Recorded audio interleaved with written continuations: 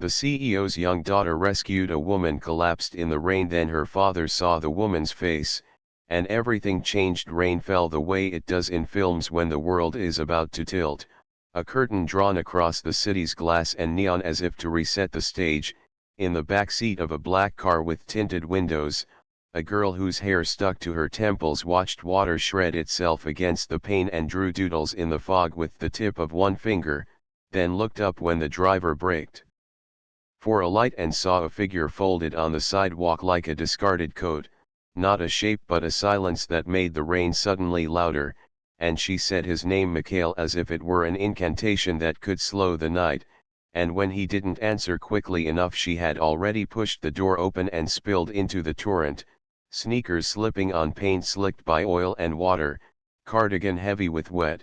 the taste of city rain in her mouth. She was 9, and she was not supposed to leave the car, and she knew that, but there is a gravity to certain moments that pulls even the small and young into their center, and she went, wobbling on electric blue shoes until she dropped to her knees beside the woman, because under the unraveled gray coat was not a shape but a face with lashes spiked by rain and lips that were the color of the evening sky, a hand clutching at the air as if the water itself could be grabbed and knotted and held, a low sound escaping like a secret, and the girl said, "Hey," in a voice that had never said hey to danger, only to dogs and doormen and marvels. When the woman's eyes struggled open, there was something wild in them, some broken compass trying to find north, and her gaze fixed on the girl as though she recognized the arrangement of her features, and her fingers, cold and slick, found the girl's wrist and squeezed, and the girl felt something like a current run through her arm that was equal parts fear and recognition, the strange certainty you sometimes feel when you walk into a room you've never been in and something in you remembers a window at the far end where sun sits in a particular square on the floor. The woman tried to speak but rain got there first, flooding her mouth, and the girl's heart banged in her ribs like a fist on a locked door, and she shouted for Mikhail, and the man broad-shouldered, careful, a former soldier turned driver with the posture of a man still braced for impact was there in a moment, lifting the woman under the shoulders as if she were a bundle of wet laundry, and the girl, hands suddenly brave and certain, gathered the trailing coat and pressed it to the woman's legs as if that flimsy thing could keep the cold at bay, and she said, "We have to take her," and Mikhail hesitated for the length of a raindrop, because there are rules and there is the private elevator where the security guard who knows him will raise his eyebrows, and there is the boss who pays him and expects the car to be where it's supposed to be and not 10 blocks south with stray life inside it, but the girl's face was upturned and fierce in the rain, demanding, and they loaded the woman into the back seat and the car smelled of leather and wet wool and something else, a metallic sweetness like pennies pressed to the tongue, and the girl took the woman's cold hand in both of hers and asked, because that's what you ask in stories even when you're 9, "Are you going to be okay?" And the woman's eyes rolled away like marbles on a floor and then rolled back to hers and locked there, trying to say some word that shook apart in her mouth before it emerged, a syllable like a wave broken in mid-crest, and the car lifted them away, wipers battering the windshield into brief ellipses of clarity before the rain erased them again as if the sky were ghost riding their route and changing its mind. 27 floors up in a penthouse of stone and steel and glass, the girl Arya marched through the door with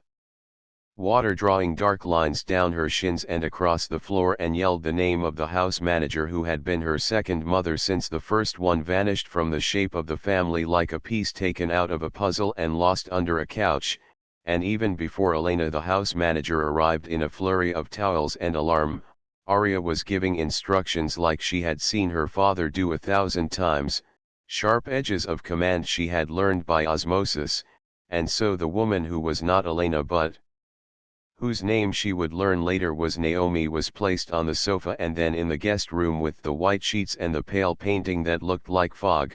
and Elena the manager was pressing fingers to the woman's neck and saying something in Spanish under her breath and calling a doctor on a private line, A doctor who arrived with a bag that clicked open like a secret and a face that did not show surprise anymore because he had taken oaths and tended to the kind of people who are surprised for a living and taught themselves not to show it. Hypothermia, shock, dehydration, maybe a head injury, he murmured, as if saying the words in a calm timbre could bend the facts in that direction, and he put a line in her arm and let the clear fluid drip into her in a slow, measured forgiveness, and he knitted his grey eyebrows and told Elena to heat broth and told Arya to change her clothes and told Mikhail, your boss will want to be here, which was not a tell but an inevitability because the kind of man who can make a phone in another room vibrate at will tends to show up when unexpected variables unspool inside his home. Arya, rubbing her hair with a towel, stilled by the guest room door as the doctor listened to the woman's heart and checked her pupils, saw a glint on the bedspread that did not belong to the white nothing of the duvet and reached for it, a small oval that had slipped from the woman's collar when Elena loosened her coat, a locket with edges worn smooth by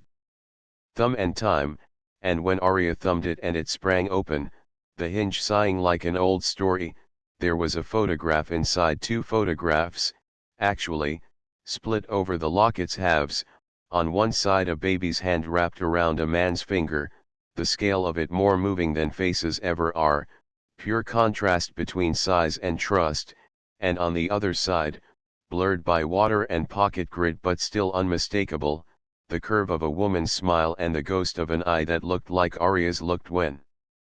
she concentrated too hard and forgot something that was right in front of her, and before she could ask herself why her eyes stung the way they did, the door to the penthouse opened on a gust of expensive air and the presence that always stepped into rooms like he had been there a moment before entered. He shed his coat and then his tie, which was already loosened because the board meeting had not gone like he wanted, and he had stared at the screen with his jaw set and promised a longer horizon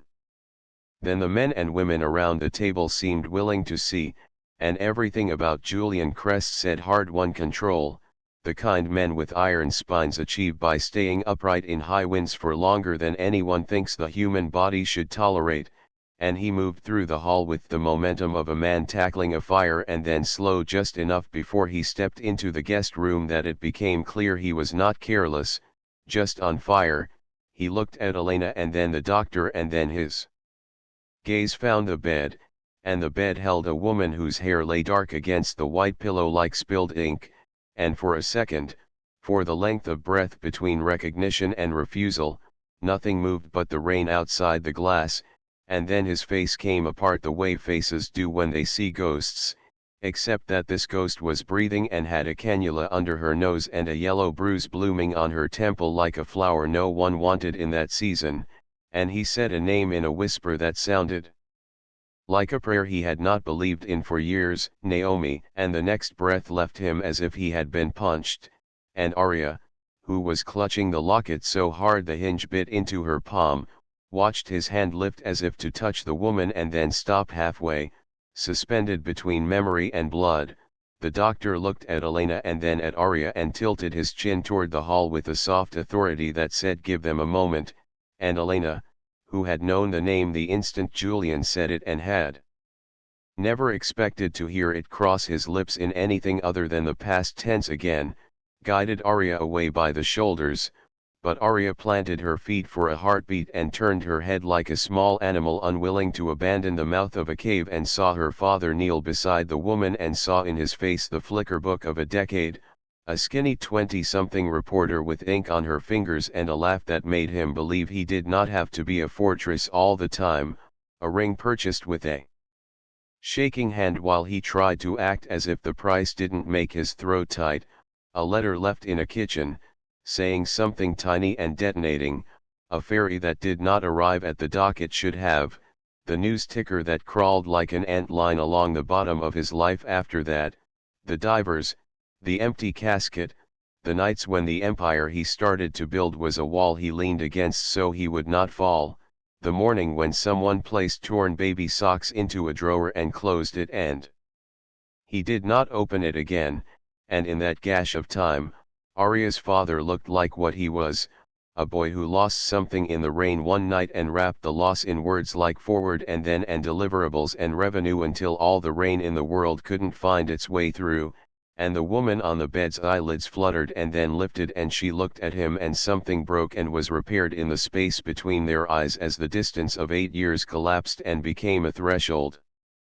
Her hand, still a little purpled from cold, moved an inch on the white sheets and his hand covered it and it was as if a circuit was closed that had been hissing open the entire time, and she said his name, not the whole thing, not the formal shape that journalists used on panels, just the name no one used anymore except him inside his skull jewels, and it came out halting but alive, and he ducked his head and his hand jumped to his face as if his body had remembered weeping before his mind had. And he said, "I thought we buried you," as if you could tell the dead what you thought,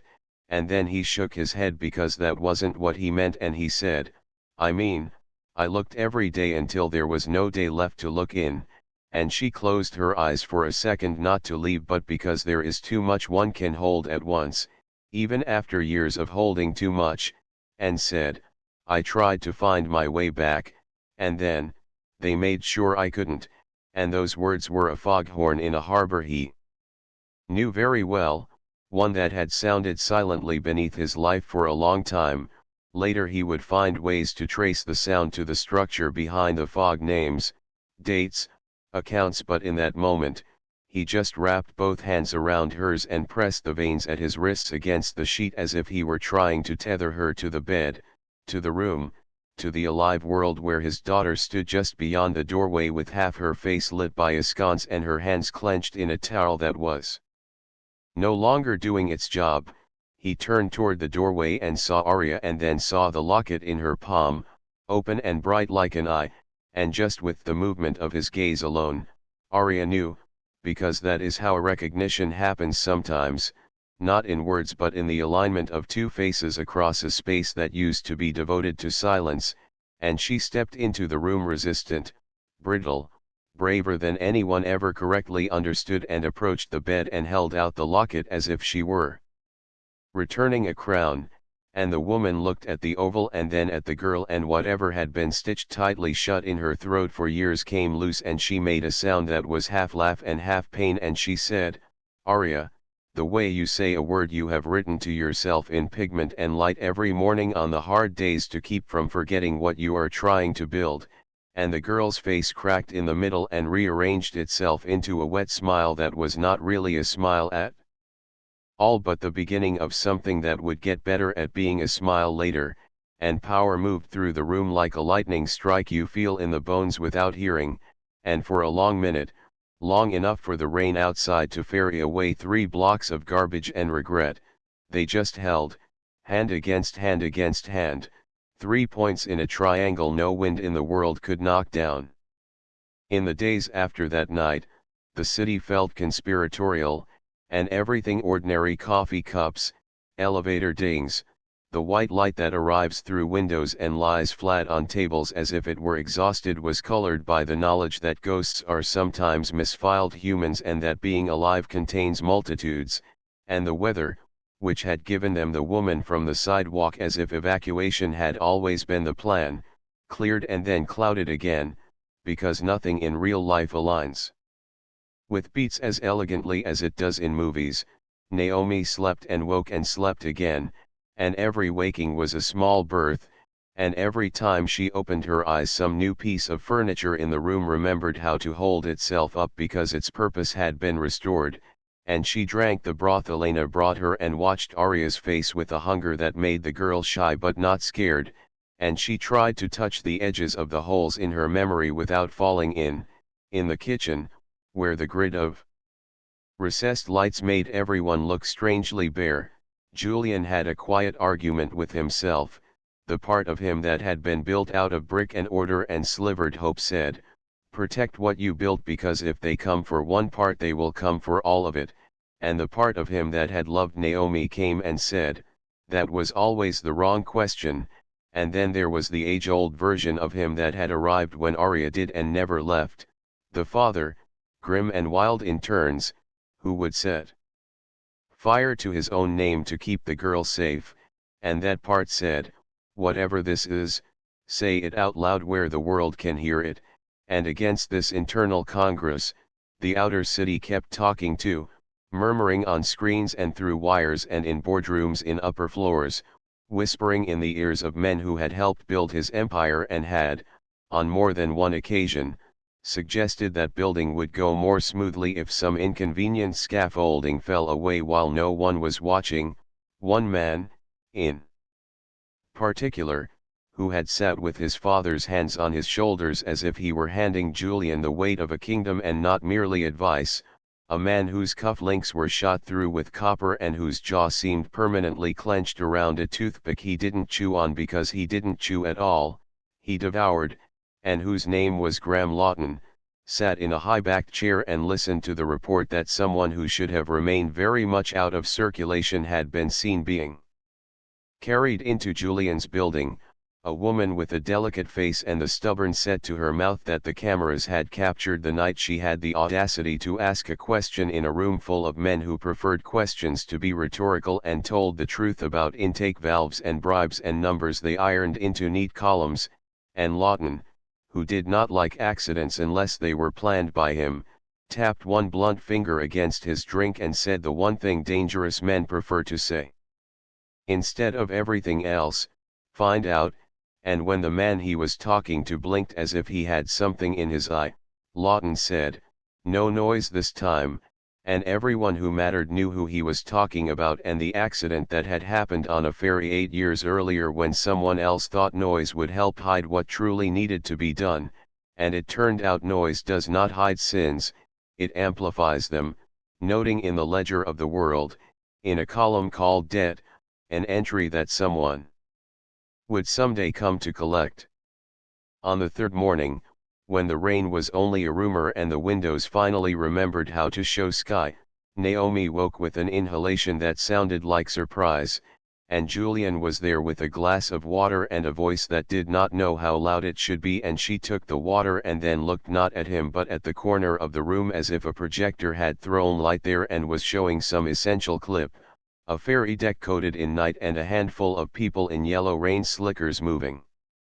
slowly through a storm that had misread the calendar, the sudden wrench of the world to one side and then the other, the sound of a thing ripping and then the terrible quiet that follows any tearing, the white mushroom of light that she thought was lightning until she felt the heat of it in her eyelashes, the hand that grabbed the back of her coat and pulled, the pressure of water like an animal closing its jaws on her when she went under, the strange brightness of the hospital in a town that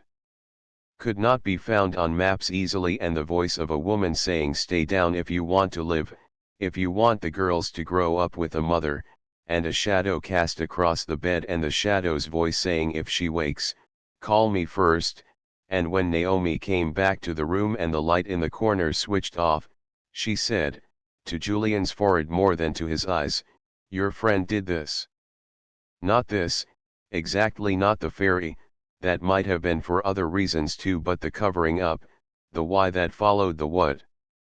He knew I kept everything that mattered to what I was working on in one place, and here her eyes snapped into focus and fixed on him and the words arrived in a steady trickle, "And I did, Jules, I did, because I knew what I knew, and I didn't know whom I could trust because every time I thought about putting the proof in your hands, I could hear his voice in your mouth and I could not tell whether it was his or yours." It did not feel like a knife she was not cutting him, it felt like a diagnosis you cannot contest, a naming of the poisoning that had been happening quietly and continuously, and Julian was not offended because he had invited Graham's voice into his mouth and spoken with it for years and only rarely had noticed the seams. He took a breath that hitched and said, "He's not my friend," and then corrected himself, because honesty is a muscle that doesn't just flex gracefully on request. He was. He saved the company once. Or he convinced me he did, which might have been the same thing in my head. Now it just looks like he saved himself with my hands. What did you keep, Naomi? What did you get that would make a man like him blow a ferry to keep quiet?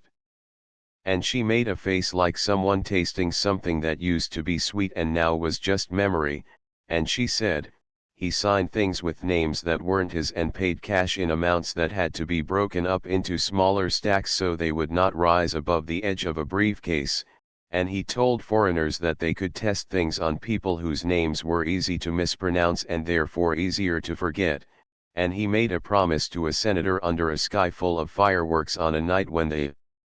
rest of the city was looking up at other things. I wrote it down, Jules. I had pictures. I had raw footage. I had names. She paused then, and as if hearing her say it conjured the sacrifice back into the room, her eyes filled and she said, I tucked it away someplace they couldn't find me even if they found it, and he understood immediately because one does not build a life with a person without learning the places she hides gold in, the rhythms of her fear, the way her brain labels risk, and he said, you put it in a box, and she nodded and said, Orchid Bank. Box 317. I put a code on it I didn't write down, and I told myself if I ever got back here, if I ever got back to you, it would be because I had outrun the kind of memory that can kill you so that I would be rewarded with the kind you use to keep going. The pain in it was that it had taken her 8 years, and the pain in him was that he had stood up every day for 8 years and built something he thought would have been unbuildable if he had known she were alive and in danger, because on the mornings when he had been too tired to look into his own face and tell it the truth, he had told it a different one, she is gone, and therefore the worst has already happened, and then he went to work and made the best that followed the worst look like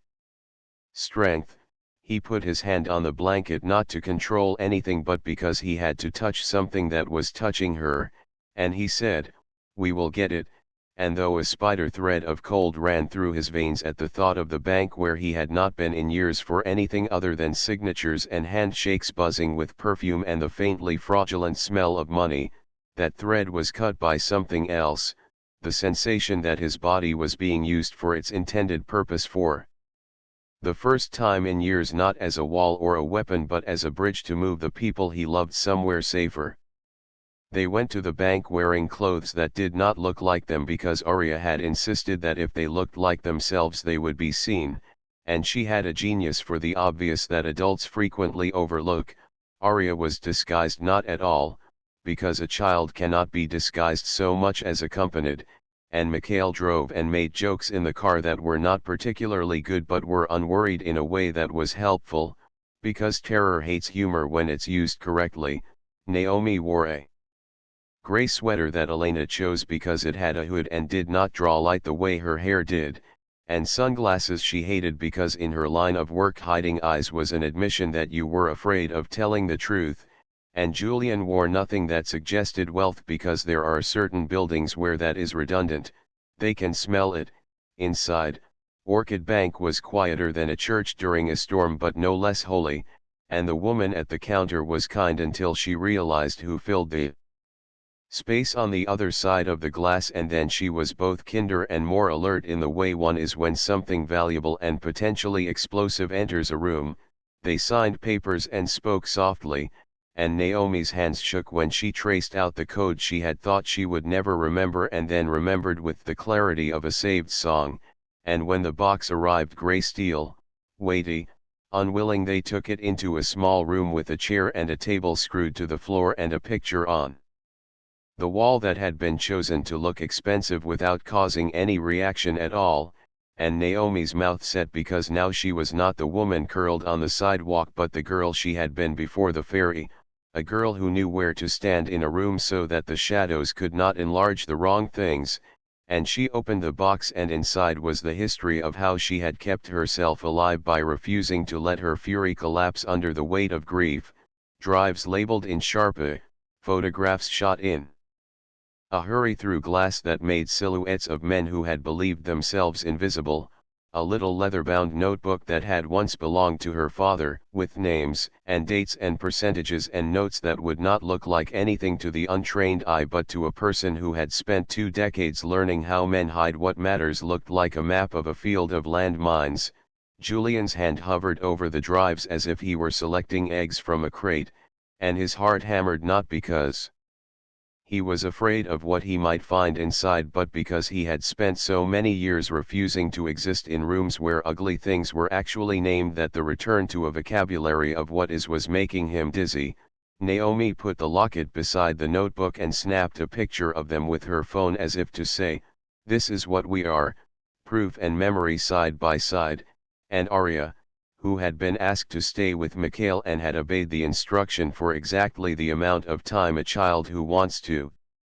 know who she comes from can bear, about 3 minutes, pushed the door open and put her head inside and then her whole self and said, "Is that what got you hurt?" in a whisper that was not really quieter than her normal voice because she had not learned how to stage whispers, and Naomi said, "No. What gets you hurt is when men who want to own the story realize you have a copy of it too," and she said it without bitterness but with a kind of power that made Julian's throat tighten, because he remembered that he had fallen in love with a woman who could say something like that and then still find a way to laugh before bedtime. The bank was the last place they felt invisible. When they came out into the daylight that has a way of telling on you, a man in a baseball cap looked at his phone and then at them and then at his phone again and then went very interested in the pigeons, and Mikhail, who had learned to read the world for danger when the world was a field that rewarded such reading, put a hand gently on Arya's shoulder and said, in a voice that made the girl think of the beginning of action movies where the man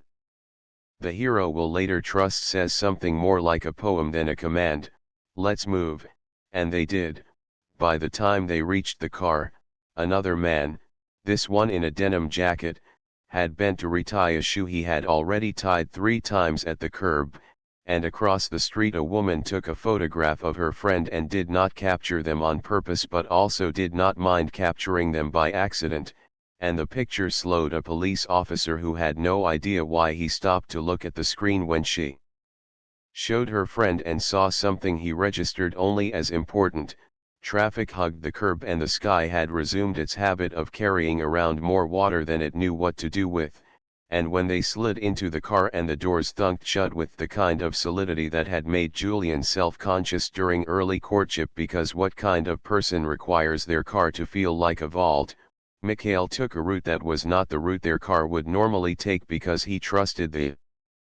part of himself that said maps are only maps until someone decides they are something else. And even then, he was not certain if they would win the race between the people who wanted to keep the sun on their faces and the people who preferred to watch from the shade. As it turned out, the race was rigged. Lawton had drawn the course, as he often had, and the lobby of Crest Tower, with its stone that looked like water and its water that looked like stone, was filled with men in the kind of suits men wear to hide the fact that they bend under the weight of guns no one can see. They smiled and stepped aside to let the family through and then were in the elevator with them because that's what courtesy looks like when it is a lie, and Julian understood that the floor numbers lighting up were no longer counting distance but adding up to some other sum that might color the rest of his life, and he did not panic because the most useful thing he had learned in the last 10 years was that panic is just a bad habit masquerading as a plan. When the elevator doors slid open on the 31st floor where the server rooms hummed and cityscape spooled out in all directions and the well-lit light put shadows into odd places, a man stepped into view, and his face must have been in a brochure somewhere years ago that had sold men like Julian on the virtue of loyalty, the kind that says I will never leave you because I cannot, I have nowhere else to go, a face that had belonged to a person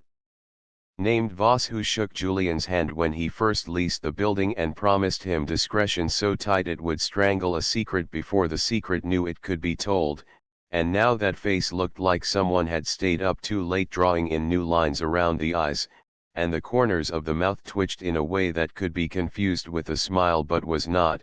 and while he said, "Mr. Crest," he looked at Naomi, and it was like watching a hawk look at a rabbit and pretend to be a bird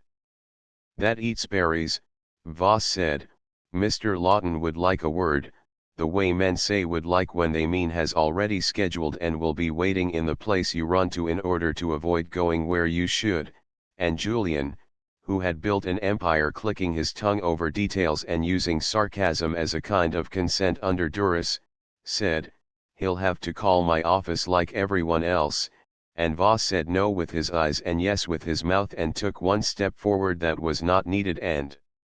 one step back that was, because Arya had moved between Naomi and him as if she had been born knowing how to pour her small soft shape into cracks to make buildings stand, and both men noticed and felt a little different about the world for a second in ways they would describe later as regret and awe. Behind them, the men from the lobby stood like chess pieces waiting to find out which side they were on, and Julian, who had the drives in a slim case that he had not let go of since the bank, looked at Naomi, and she looked at him, and Arya looked at both of them and then at the fire alarm on the wall, and before Voss finished saying please, Miss Reyes, in a tone that was certain of what would follow that please, Arya lifted her hand and pulled the handle, and the building exhaled a noise like 1,000 hearts beating, and water that had waited its whole life in pipes leapt into action, and the sprinklers painted the air into rain, and the city politely added its own in answer. Beyond the glass, as if the sky had been waiting for a cue, and chaos likes water because it makes fear heavier and slower but also makes courage visible, it becomes droplets we can point to and say I saw it on her hair right there, as the alarm shrieked, doors shut, and systems that liked order decided they were in charge for the next 5 minutes and began to rearrange everyone into different rooms, and Voss's mouth lost the battle to look like a smile and became something else entirely. They moved fast, not running, exactly, because running looks like guilt in buildings like this, and Mikhail peeled off at the corridor, because former soldiers make good at deciding where to stand when everything collapses, and he stood there, arms folded, making himself look bigger than he was, which was enough to confuse men who think size equals authority, and Naomi, who had hidden for so long that moving forward felt radical, grabbed Arya's hand and they ducked through a door that smelled like ozone and hid the hum of the building's servers, cold air making the women shiver and the reality of what they were doing make sense in the bones. Julian joined them and looked at the racks of blinking machines and thought of the last time he had seen lights flash like that, 8 years ago, and then put it down because memory had done its job and now needed to sit down in a chair and not talk. He took the case with the drives and slipped one into a port because there is no point in stealing truth if you do not let it stream, and he said, I'm sending this to 3 newspapers and 1 prosecutor who still returns my calls and my buddy who builds an archive of things that disappear online, and Naomi said, and me, and he nodded, and while the bits and bytes began to smear themselves across the wires faster than the men with suits and hobbies could find and strangle them, there was a scuffle outside, the sound of something impacting a body in a corridor that had been carpeted for. Silence, and then Mikhail swore very softly in Russian and Arya swallowed a sound that wanted to be a scream because even children who have never been indoors learn how not to make noise when not making noise might make the difference, and Voss's voice came thin through the metal and said, we can do this civilly, the lie in civilly so bright it lit the room. Alicia Mara, the CFO who had often told Julian she disliked men who believed their job was to be gods and had proven herself astute enough to sit at tables where people talk in circles for money, texted him a word that said everything, rooftop, and then another, press, and he understood that she had booked the press on the top of the building not because that was where one should meet the press but because that was where one could put a helicopter, and that had been the plan that Lawton swoop in, take Naomi, point at a press they controlled and say words that turned truth into something else, and it felt, in quick horror, like the most likely end of the story, and then the horror passed because he believed, for the first time in a long time, that his life would not be dictated by what other men decided the ends of stories should look like. They moved, a small unit huddled under the false rain of the sprinkler system, upstairs that had been built for evacuation, not for heroism, and through a door that opened onto a roof that had been designed to do 3 things, host donors on a clear night, look good in drone footage, suffer birds, and now it would do a 4th, witness, the wind had decided to take itself seriously again and came at them with its hands open as if it were trying to seize something it had a claim to, and the city, as far as one could see, looked like a circuit board lit by some god who had just discovered electricity, and there he was, the man whose name had become, for Julian, a synonym for gravity. Graham Lawton, coat unbuttoned, hair behaving as if wind were an idea and not a physical fact, lines radiating out from his eyes like he had cried once and then never again because he had learned crying was a poor tool if you wanted to make other people do it. He had a microphone clipped to his lapel because he did not believe in speaking into the wind without a witness, and he smiled when he saw them, a smile that meant don't be charmed by this because it is for me, not you, and he gestured at the low barricade at the edge of the roof as if it were a couch in his living room and said, "You took your time," like they were late for dinner, and behind him, a helicopter hovered just far enough away to look dramatic but close enough to make clear that aviation was a power he commanded. Voss and the men trailed them like shadow puppets, and a few other men Julian recognized being on the wrong side of history most days pretended to be security by arranging their bodies into right angles. Naomi glanced at Julian to see how he would begin,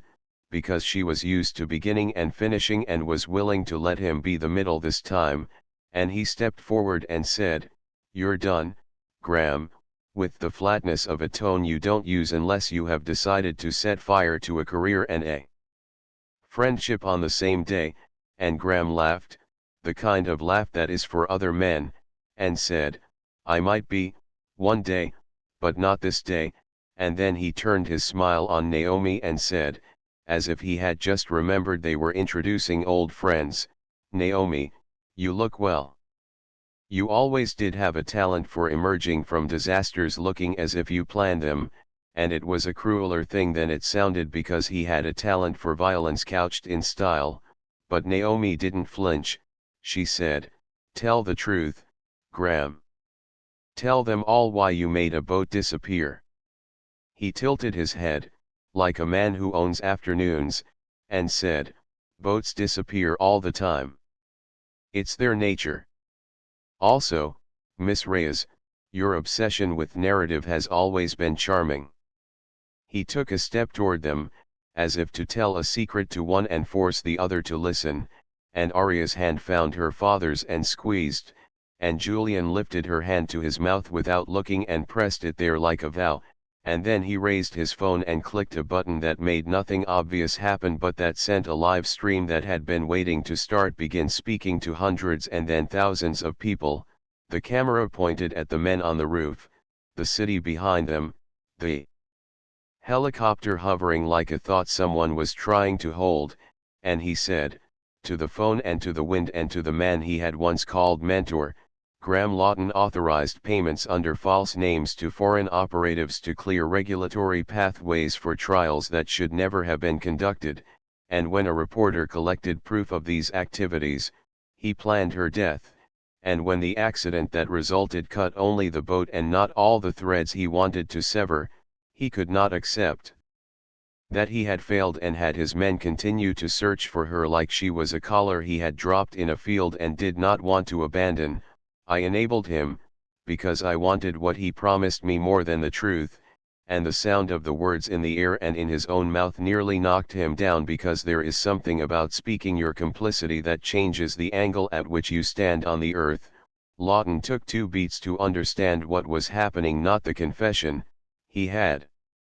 expected that eventually, men like Julian always break in that predictable direction, toward the thing they have never been able to admit they wanted to do. No, it was the fact that he was now performing for an audience that could not be curated, and his eyes hardened because nothing enrages a man like him more than an uncurated audience. Naomi stepped beside Julian and tilted her face toward the camera, and in the breeze her hair made a kind of flag and her voice was the instrument she had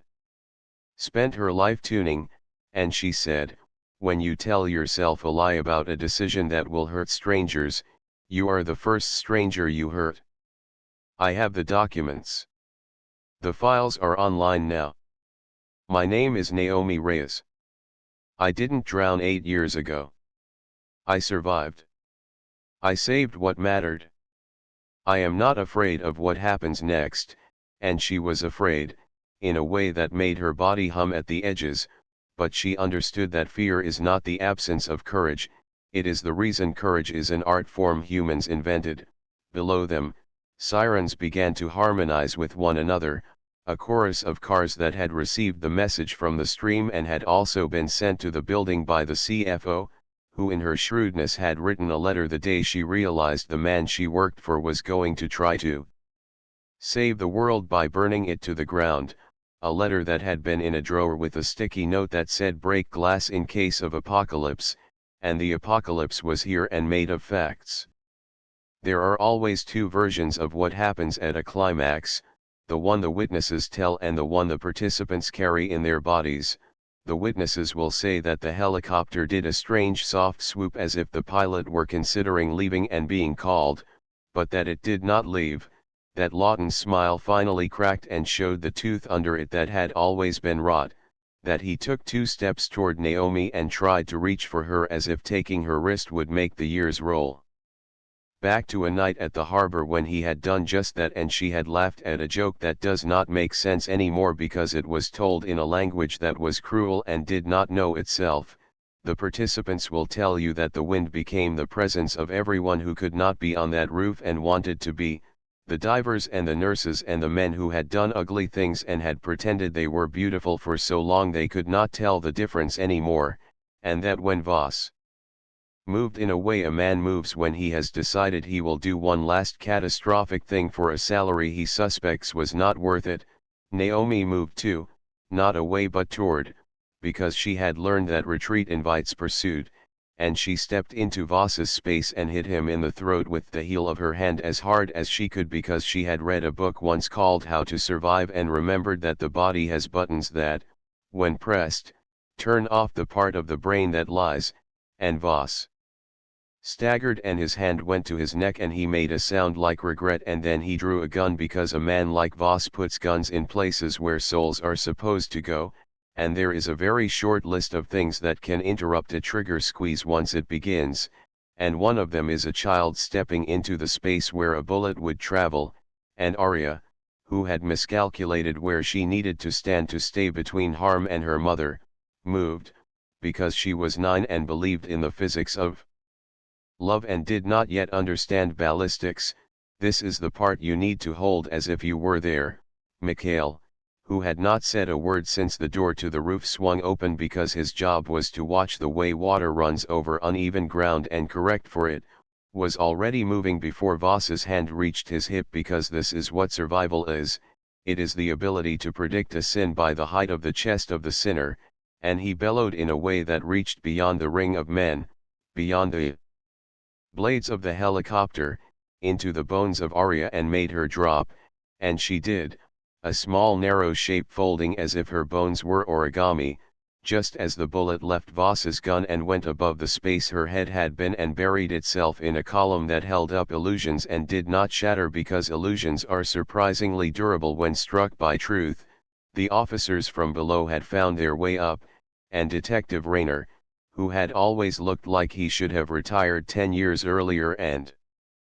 had not because there were still men to put into rooms with locks and no windows, held his gun in a way that suggested he had always disliked it but respected it, and he said, "Police," in a voice that did not need the word to be believed, and that and the stream and the now viral fact that men with suits and poor posture were aiming guns at a family on a roof in the rain shifted something that does not often shift, the sense in the men that they were heroes. They set their weapons down like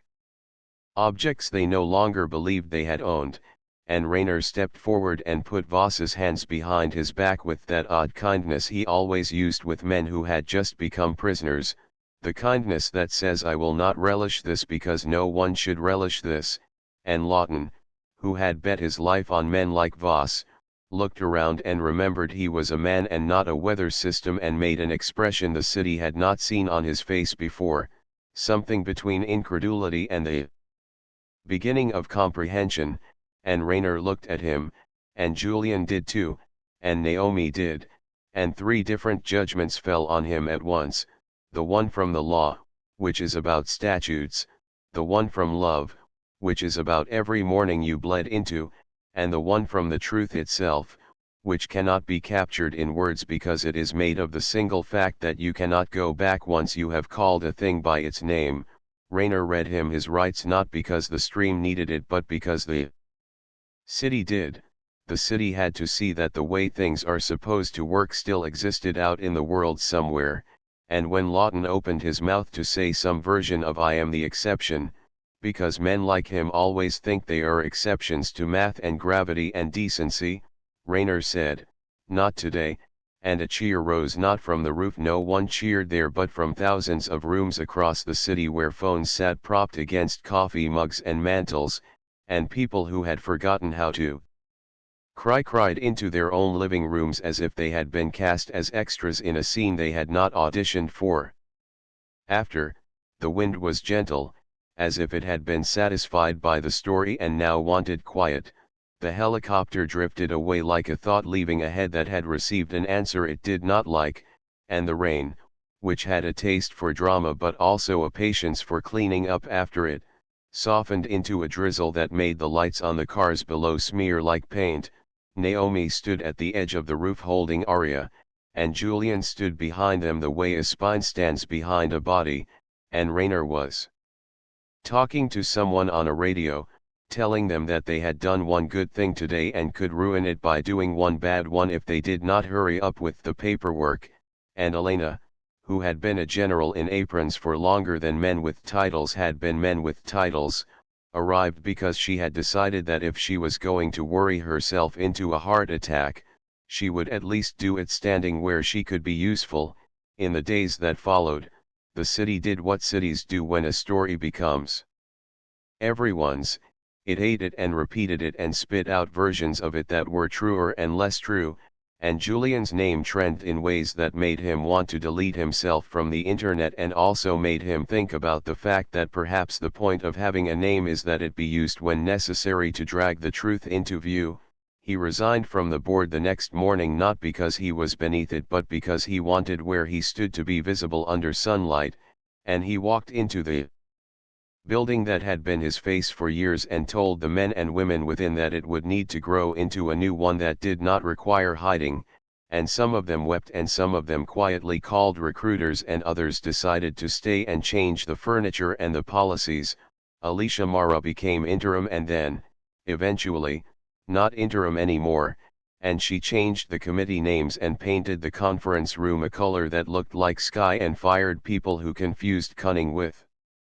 competence. Rainer testified, and Lawton's lawyer tried to build a little wall out of words around him and then found that all the bricks she had were made of wet bread. Naomi went to court and sat when asked and stood when asked and told her story both when called upon and when not, and when she thought of the water that closed above her head that night 8 years earlier she felt something like a second birth canal open in her memory and she went through it and came out into air, and it was not the same air she had before but she did not expect it to be. She did not want to go back, because you cannot go back is the truth that hurts as badly as it heals. Arya returned to school and sat between girls who had her hair in their brushes and rumors in place of understanding in their mouths, and she listened to herself being described and decided she would not correct them because sometimes that is another way of hiding, and she decided she would simply be correct enough to herself and be a child when she could and a witness when she had to, at home, where the stone needed dusting more often than it should have and the windows could not be made to tell the truth about distance no matter how often they were wiped. They were learning how to be 3 instead of 2 plus a silence, and it contained its own choreography that none of them were good at right away but all of them seemed willing to rehearse endlessly, and there were mornings when Naomi woke and had to put her hand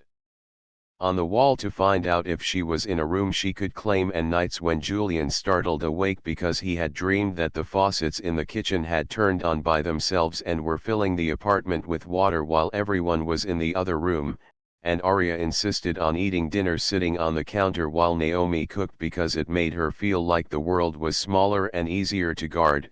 and Elena scolded her and then kissed her hair and told her stories about when her own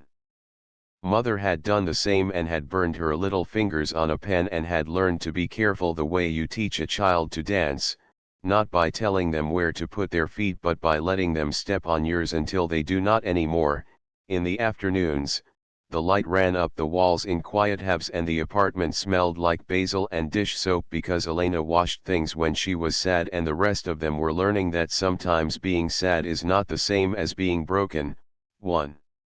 evening, the rain went out of its way to return, like a recurring character whose plotline needed to be resolved, and the three of them stood by the window and watched it and did not feel that choking in their throats anymore, and Naomi said, "It always felt like the rain had a job we couldn't understand," and Arya said, "Maybe it's to show us that the sky is thinking and we are allowed to as well," and Julian, who had not cried in front of his daughter since she was small enough not to register what it meant and had cried onto her head when she slept then because his body needed salt and his eyes could not think of another way to give it to him, put his cheek on the top of his daughter's head and wept, not from fear or exhaustion this time but from a kind of gratefulness that tastes like grief because it contains everything you didn't get, and Naomi put her hand on his back, between his shoulder blades where the weight lives, and felt the shudder pass through him and into the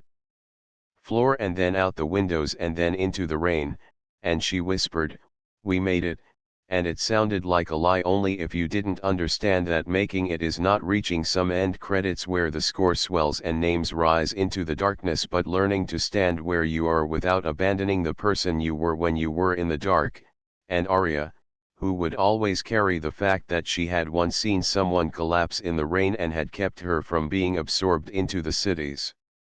anonymous hunger, looked at the little line of droplets that have the stubbornness to cling to glass despite gravity and thought, this is what we do when it tries to pull us down, we cling, we hold, we gather, we insist. When the storm passed, the city smelled new in the old way it sometimes does, and Naomi pressed the locket, now cleaned and repaired, with a new hinge that didn't bite, into Arya's palm and said, "Keep this when we're apart and when we're together too, because it means the same thing both ways," and Arya asked, "What does it mean?" and Naomi said, "It means that we are all evidence," and Julian smiled because in another lifetime he would have corrected the grammar of that and now he would not dream of it. He had broken a wall that he had built inside himself with words, and in the absence of that wall, a window had appeared, and the world beyond it was not an easy view, but it was the one he wanted, and when he woke the next morning and found a brass plaque on his desk from Alicia Mara, who could not resist the occasional flourish, it read, "I hope this helps you remember to adjust your horizon when the light changes," and he put it in the drawer where he had once kept socks and this time did not close it quite all the way because he did not want to ever again live in a place where things could only be seen when they were needed and forgotten as soon as they were used. On a day with no rain, months later, the three of them walked along the river that carried its own memories without saying a word aloud about them, and Arya ran ahead and then ran back the way children do when they are showing the future where it can find them, and Naomi kissed Julian's shoulder as if it were a question mark she was making into a sentence, and he took her hand, and they kept walking, and they were not healed in the way people in stories like to be, but they were alive, and they agreed, without saying so, that from now on, when it rained, they would stand under it together for a little while before going inside.